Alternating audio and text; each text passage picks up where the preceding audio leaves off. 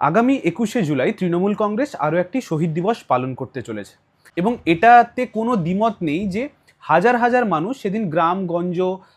শহর সব মানুষ একত্রিত হবেন কলকাতার রাজপথে। কেউ মমতা বন্দ্যোপাধ্যায়কে দেখার জন্য, তার কথা শোনার জন্য, কেউ ফ্রিতে কলকাতা ঘোরার জন্য, ওই ইকো পার্ক, ভিক্টোরিয়া, শহীদ মিনার এগুলো দেখার জন্য ফ্রিতে, কেউ ফ্রিতে ডিম ভাত খাওয়ার জন্য, আবার কেউ কেউ ফুটপাতে বসে মদ হাতে শহীদদের স্মরণ করার জন্য সেদিন কলকাতার রাজপথে নামবেন। তবে একটা জিনিস নির্দ্বিধায় বলা যায় যে সেদিন অন্তত মমতা বন্দ্যোপাধ্যায় শহীদদের নিয়ে কিছু বলবেন না, আর যারা আসছেন তারাও শহীদদের বিষয় জানার জন্য